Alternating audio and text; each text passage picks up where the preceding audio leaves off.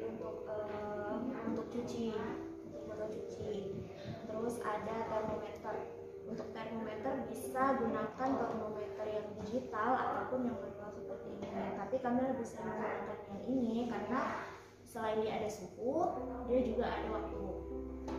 Nah, kemudian ini cuma sebagai wadah sih. Kalau botol ini dengan pipetnya ini wadah, sebagai wadah. Terus kita perlu rak tabung sama tabung reaksinya yang ada tutup. Untuk pemeriksaan dipolin kita wajib menggunakan tabung reaksi dengan penutup. Setelah itu pipet, ini namanya pipet. Jadi nanti sampel yang akan kita periksa kita masukkan ke dalam ini. Alat ini satu rangkaian sama tintometer. Ini namanya tintometer. Jadi kita baca hasilnya nanti pakai alat ini. Terus tintometer kit. Kalau ini sebenarnya wadah juga sih, sama seperti ini. Itu wadah penyimpanan reagen, beker sama airline. Nah, kemudian ada alat-alat untuk sampling. Ini untuk alat sampling namanya beker ya. Jadi ini untuk kita menyedot darah. Kemudian ini pen lancet. Ini untuk pengambilan darah. Kemudian kapas alkohol. Kemudian ini ada white tip.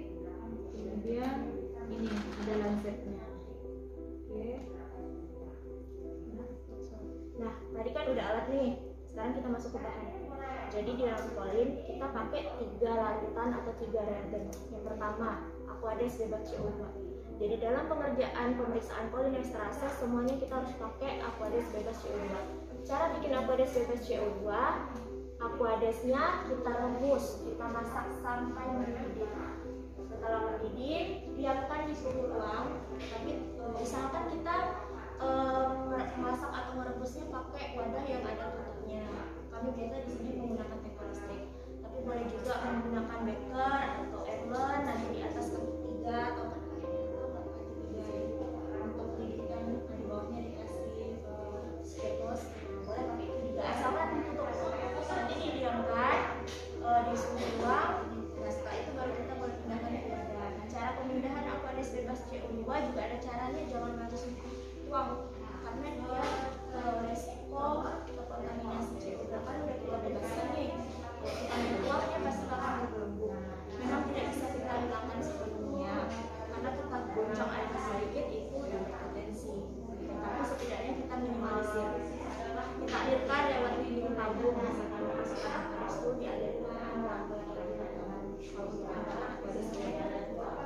setelah Aquades bebas CO2, reagen kedua ada namanya bromtimol blue. Hasil larutannya seperti ini, warnanya biru. Ini indikator. Sediaan awalnya seperti ini. Ini bubuknya sediaan awalnya bubuk. Nanti kita larutkan hasilnya seperti ini. Jadi nanti bromtimol ini ditimbang 0,112 gram.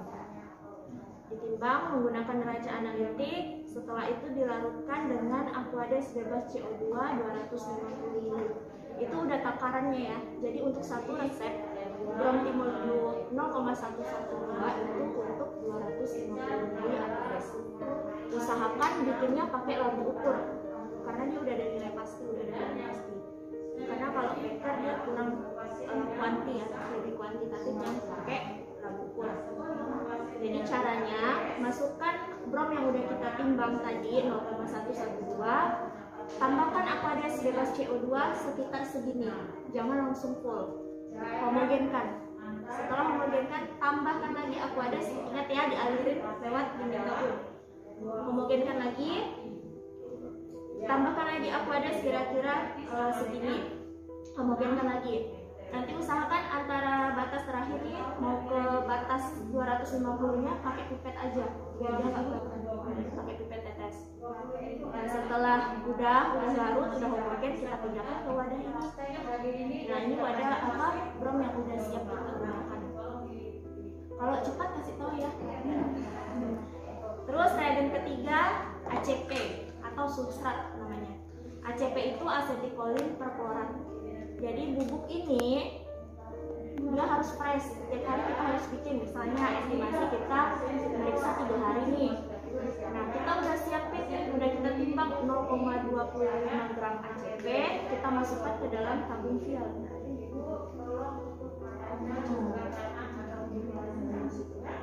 Di tabung vial nanti kita masukkan, sudah kita timbang tuh, kita udah estimasi karena dia kan setiap hari harus fresh nih. Jadi kita timbang, misalnya estimasi kita 3 hari kebetulan, kita lebihkan lah 4 tabung kita timbang ini. Jadi nanti tiap hari kita tinggal larutin aja. Jadi 0,25 ACP dilarutkan di 50 ml Aquades.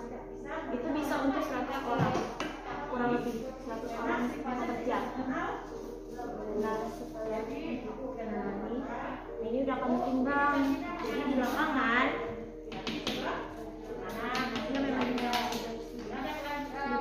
jadi nanti di lapangan kami tinggal larutin ini aja, karena dia kan nggak mungkin kita buat timbangan di lapangan.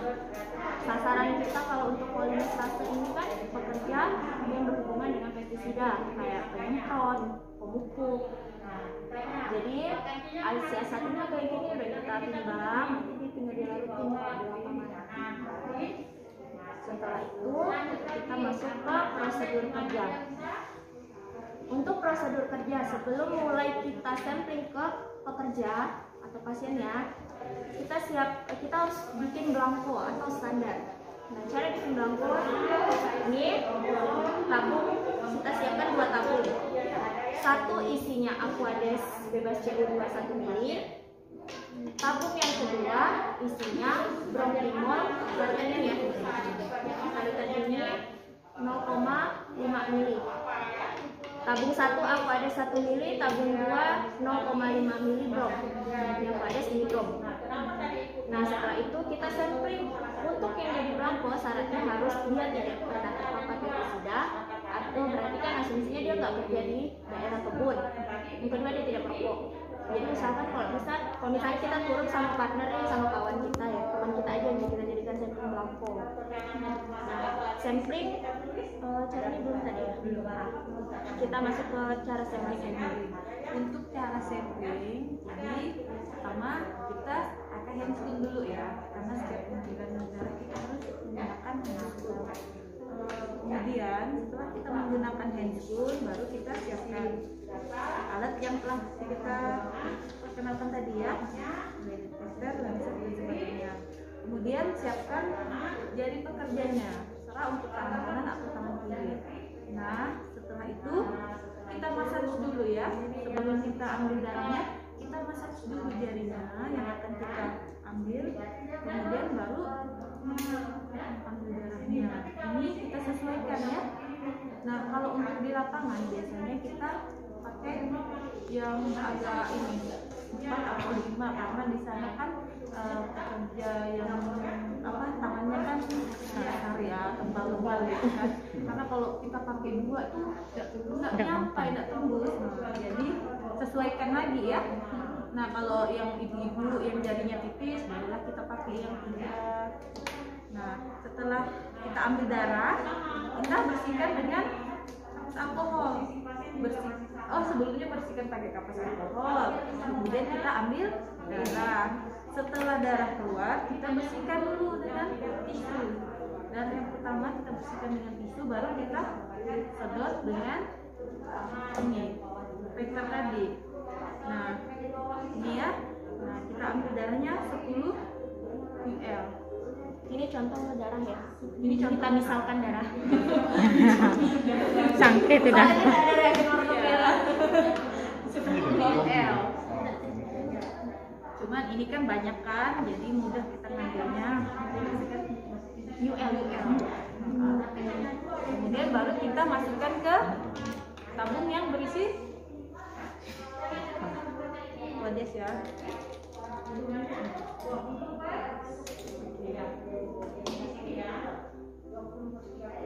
Lanjut lagi, ambil.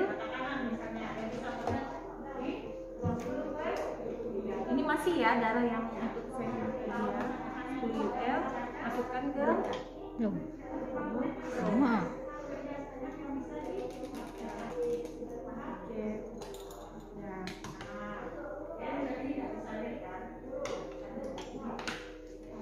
Itu untuk pembuatan belangko. Jadi saya ulang ya.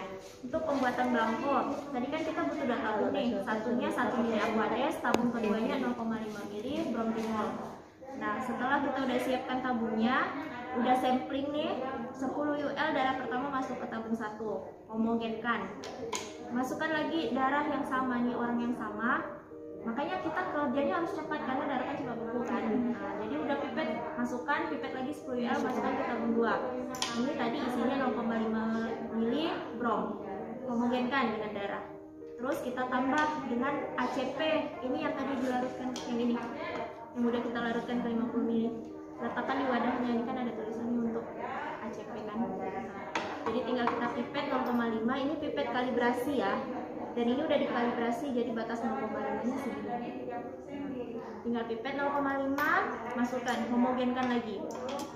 Tabung 1 yang tadi isinya 1 mili Aquades sama darah dipindahkan ke kufet. Pindahkan. Kufet yang berisi Aquades tadi ditutup. Boleh pakai parafilm, boleh pakai plester, boleh pakai isolasi, yang penting ditutup. Karena kufet ini akan selalu kita letakkan di sini sampai pemeriksaan selesai. Mau hari itu ada 50 orang, kalau kita periksa 100 orang, ini nggak usah bergerak. Kita ganti besoknya lagi sama kayak ACP. Gitu. Nah, untuk ini kan tabung 1 udah kosong tadi, udah kita pindahkan. Ini kan tabung kedua tadi yang isinya brom, darah sama ACP. Udah kita homogenkan, pindahkan nih. Ini masih kita ngomong belangko ya, belum ke sampel ya. Masukkan ke kufet. Masukkan ke sebelah sini. Ukur. Yang ini nggak perlu ditutup karena dia bentar. Kalau yang ini yang lama jadi harus ditutup. Ukur. Kita baca nih standar kita berapa. Di sini ada skala. Ini karena kita nggak pipet darah, dia nggak bisa bandingkan warna. Harusnya di sini dia warnanya jadi selalu merah. Nah, bandingkan antara standar sama yang di sini. Belangko sampelnya ada warna yang sama. Untuk belangko yang bisa diterima itu di rentang 0% sama 12,5. Di sini ada skala 0, ada skala 12,5 sampai 100% ada di sini. Di lingkar ini. Ini untuk belangko ya, bisa diterima di 0 sampai 12,5. Lewat dari 12,5 berarti gagal. Kita harus bikin baru. Itu bisa jadi orangnya udah terpapar, atau bisa jadi reagen kita udah rusak, reagen ini, atau ACP-nya yang rusak. Jadi tetap kalau dia lewat dari 12,5 harus kita ulang. Fungsinya belangko ini, pembacaan belangko untuk kita menentukan waktu inkubasi. Jadi nanti konversinya, misalnya nih kita udah dapat belangko, hasilnya 12,5. Kita tulis nih di LHUS 12,5. Suhunya sekarang berapa? 24. Anggaplah 25. 24,6 udah mau ke 25 kan. Di sini kita tulis 25. Lihat nih, karena dia di 12,5 kan, berarti kita pakai tabel yang sebelah sini. Suhunya lihat di sini. Ini 25. Berarti 21. Inkubasinya 21 menit. Inkubasi itu waktu kita diamkan dia. Bisa jadi. Nah, kita udah dapat nih hasil belangko. Baru kita bisa masuk ke sampel. Ini yang benar-benar kita akan periksa orang-orang yang akan kita periksa pekerjaan. Jadi misal hari ini kita periksanya 3 orang ya. Nih kita siapkan 3 tabung. Isinya 0,5 mili bromtimol blue. Semuanya sama, kita isi 0,5 mili. 0,5 mili. Nah, misal kita 3 pasien ya hari ini. Kita sampling pasien pertama misalnya ya, si A. Udah kita kasih identitas bagian, usia, jenis kelamin, masa kerja, dan identitasnya. Kita sampling, ini kan ada 0,5, kita sampling pipet 10 UL darah dia, masukkan ke sini, tambah ACP 0,5, homogenkan. Jangan lupa dikasih identitas, samakan dengan nomor yang di LHU kita. Setelah itu, ini kan udah kita tambahkan ACP. Jadi tadi 0,5 mili dulu, 0,5 mili brom, 10 UL darah, terus kita tambah ACP 0,5 mili, homogenkan. Saat penambahan ACP atau reagen yang tadi nih, yang ini, kita lihat waktunya. Kita nambahkan ACP itu di jam berapa? Ada jam kan? 12:23. Kita catat saat kita nambahkan ACP nih 12:23. Tinggal kita tambah masa inkubasi tadi 21. Itu artinya sampel ini, sampel A nih, kita kita diamkan selama 21 menit. Jadi nanti kita baca hasil di jam 12.44. Sambil kita menunggu si Ani reaksi di inkubasi kan 21 menit kan lumayan lama. Kita bisa kerjain sampel 2 dan 3-nya gitu. Asal kita selalu lihat, selalu cek waktu, jangan sampai telat kita baca hasil. Nanti anggaplah sekarang udah jam 12.44. Berarti waktunya baca hasil kan. Buka, pindahkan ke kupet. Nah yang ini udah nggak dipakai nih. Ini untuk tadi kita baca belangko. Masukkan, taruh di sini. Yang ini nggak pindah dari awal. Baca hasilnya. Baca hasil nanti disamakan. Dia ada rentang. Jadi kalau misalnya 75 sampai 100 itu dia normal. 50 62,5 itu dia ringan.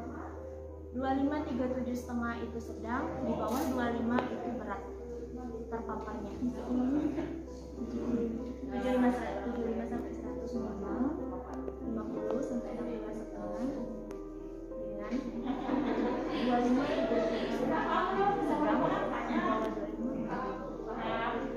Nah itu untuk hasilnya nanti.